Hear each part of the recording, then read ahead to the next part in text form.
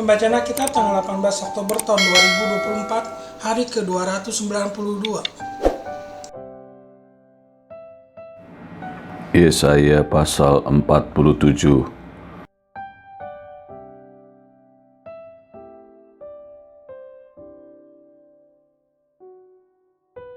Keruntuhan Babel, turunlah dan duduklah di atas debu, hai anak dara, puteri Babel, duduklah di tanah dengan tidak bertakhta, hai puteri Kasdim, sebab engkau tidak akan disebutkan lagi manis dan genit. Ambillah batu kilangan dan gilinglah tepung, bukalah kerudungmu, angkatlah sarungmu, singkapkanlah paha, seberangilah sungai-sungai, biarlah auratmu tersingkap dan aibmu kelihatan. Aku akan mengadakan pembalasan dan tidak menyayangkan seorang pun, kata penebus kami, Tuhan semesta alam namanya, yang Maha Kudus Allah Israel. Duduklah dengan berdiam diri dan masuklah ke dalam gelap, hai puteri Kasdim, sebab engkau tidak akan disebutkan lagi ratu atas kerajaan-kerajaan. Aku tadinya murka terhadap umatku, menajiskan milik pusakaku, dan menyerahkannya ke dalam tanganmu, dan engkau tidak menaruh belas kasihan kepada mereka, bahkan sangat memberatkan kokmu kepada orang yang tua. Katamu tadinya, untuk selama-lamanya aku tetap menjadi ratu, sedang engkau tidak menyadari dan tidak memikirkan kesudahan semuanya itu. Oleh sebab itu, dengarlah ini, hai orang yang hidup bermanja-manja, yang duduk-duduk dengan tenang, yang berkata dalam hatimu, tiada yang lain di sampingku. Aku tidak akan jadi janda dan tidak akan menjadi punah. Kedua hal itu akan menimpa engkau dalam sekejap mata. Pada satu hari juga, kepunahan dan kejandaan dengan sepenuhnya akan menimpa engkau, sekalipun banyak sihirmu dan sangat kuat manteramu.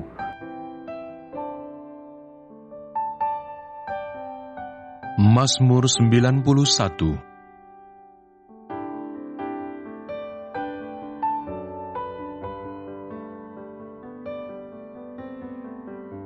Sebab Tuhan ialah tempat perlindunganmu, yang Maha Tinggi telah kau buat tempat perteduhanmu. Malapetaka tidak akan menimpa kamu, dan tulah tidak akan mendekat kepada kemahmu.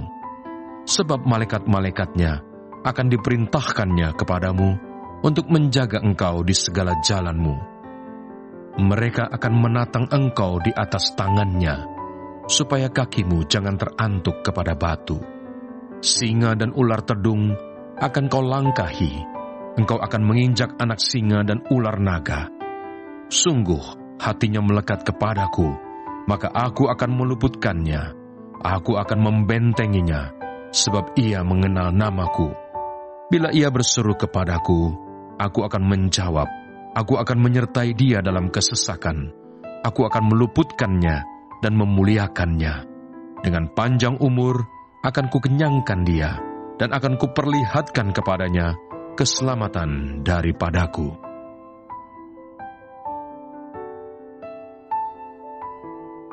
Wahyu pasal 17.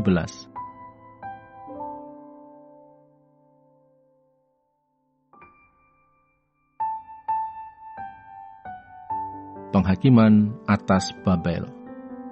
Lalu datanglah seorang dari ketujuh malaikat yang membawa ketujuh cawan itu dan berkata kepadaku, mari ke sini, aku akan menunjukkan kepadamu putusan atas pelacur besar yang duduk di tempat yang banyak airnya. Dengan dia raja-raja di bumi telah berbuat cabul, dan penghuni-penghuni bumi telah mabuk oleh anggur percabulannya. Dalam roh aku dibawanya ke padang gurun, dan aku melihat seorang perempuan duduk di atas seekor binatang yang merah ungu, yang penuh tertulis dengan nama-nama hujat. Binatang itu mempunyai 7 kepala dan 10 tanduk, dan perempuan itu memakai kain ungu dan kain kirmisi yang dihiasi dengan emas, permata, dan mutiara, dan di tangannya ada suatu cawan emas penuh dengan segala kekejian dan kenajisan percabulannya. Dan pada dahinya tertulis suatu nama, suatu rahasia, Babel besar, ibu dari wanita-wanita pelacur dan dari kekejian bumi. Dan aku melihat perempuan itu mabuk oleh darah orang-orang kudus dan darah saksi-saksi Yesus. Dan ketika aku melihatnya, aku sangat heran. Lalu kata malaikat itu kepadaku, "Mengapa engkau heran? Aku akan mengatakan kepadamu rahasia perempuan itu dan rahasia binatang yang memikulnya, binatang yang berkepala 7 dan bertanduk 10 itu. Adapun binatang yang telah kau lihat itu telah ada, namun tidak ada. Ia akan muncul dari jurang maut, dan ia menuju kepada kebinasaan. Dan mereka yang diam di bumi, yaitu mereka yang tidak tertulis di dalam kitab kehidupan sejak dunia dijadikan, akan heran apabila mereka melihat bahwa binatang itu telah ada, namun tidak ada dan akan muncul lagi."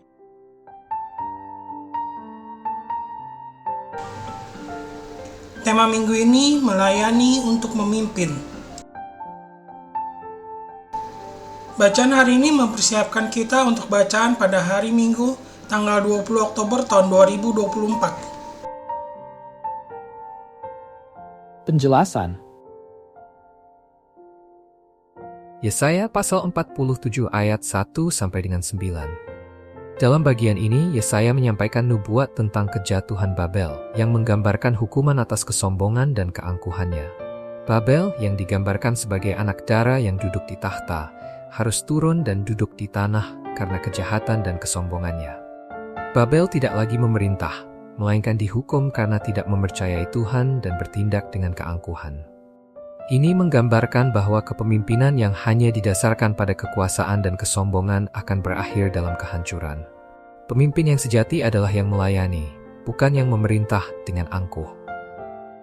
Mazmur 91 ayat 9 sampai dengan 16.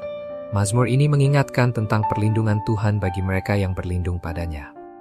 Tuhan memberikan jaminan bahwa mereka yang mengandalkannya akan dilindungi dari bahaya dan diselamatkan dari kesulitan.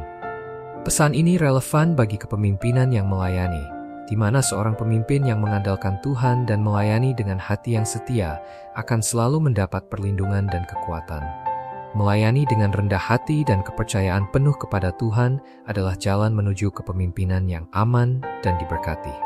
Wahyu pasal 17 ayat 1 sampai dengan 8. Bagian ini menggambarkan seorang pelacur besar yang duduk di atas binatang buas dengan 7 kepala dan 10 tanduk. Pelacur ini melambangkan kota besar yang penuh dengan kekayaan dan kekuasaan duniawi, tetapi pada akhirnya akan dihancurkan oleh Tuhan. Penglihatan ini mencerminkan bagaimana kekuasaan duniawi yang sombong dan jahat akan mengalami kehancuran. Pemimpin yang melayani untuk memimpin tidak seperti pelacur besar yang memanfaatkan kekuasaan dan kekayaan duniawi untuk keuntungan pribadi, melainkan seperti Kristus yang melayani dengan rendah hati dan kebenaran. Renungan. Kejatuhan Babel yang dikisahkan di dalam Yesaya pasal 47 ayat 1 sampai dengan 9 adalah peringatan bagi para pemimpin bahwa kesombongan dan keangkuhan dalam kepemimpinan akan membawa kehancuran. Pemimpin yang sejati harus memimpin dengan rendah hati dan melayani orang lain, bukan memerintah dengan kesombongan. Kemudian seperti yang dikisahkan di dalam Mazmur 91 ayat 9 sampai dengan 16 bahwa perlindungan Tuhan diberikan kepada mereka yang berlindung kepadanya.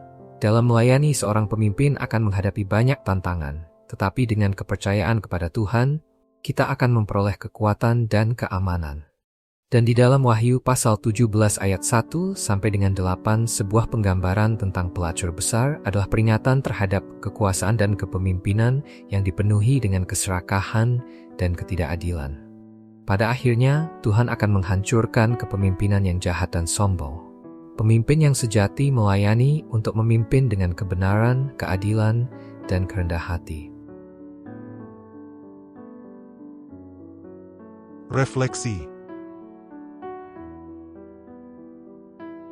Apakah kita memimpin dengan kesadaran bahwa Tuhan adalah sumber kekuatan kita? Atau kita cenderung mengandalkan kekuasaan dan keangkuhan pribadi? Apakah kita bersedia memimpin dengan kerendahan hati, melayani orang lain, dan meninggalkan kesombongan? Di dalam Yesaya pasal 47 ayat 1 sampai dengan 9 dikatakan bahwa seorang pemimpin yang angkuh dan tidak melayani pada akhirnya akan jatuh. Kepemimpinan yang sejati meliputi pelayanan dengan rendah hati dan selalu mengandalkan Tuhan. Apakah kita sebagai pemimpin mengandalkan perlindungan dan kekuatan dari Tuhan atau lebih bergantung pada kekuatan kita sendiri? Apakah kita yakin bahwa perlindungan Tuhan ada bersama kita saat kita melayani untuk memimpin?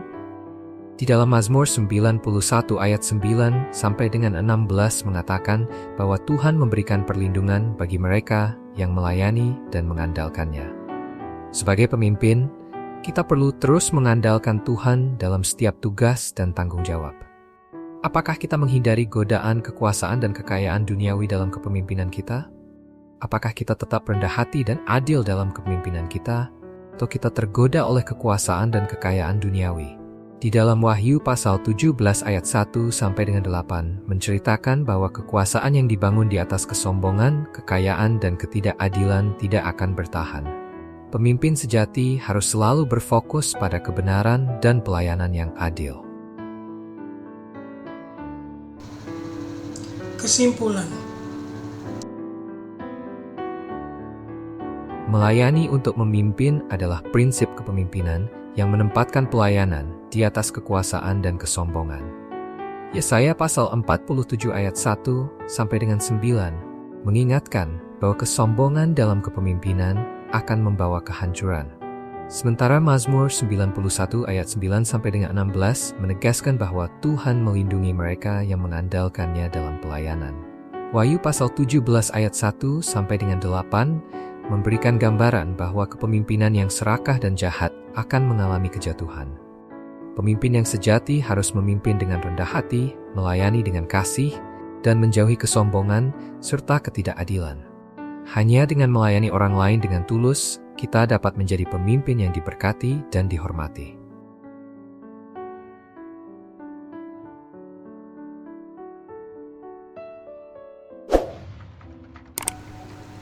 Terima kasih, Tuhan Yesus memberkati. Amin.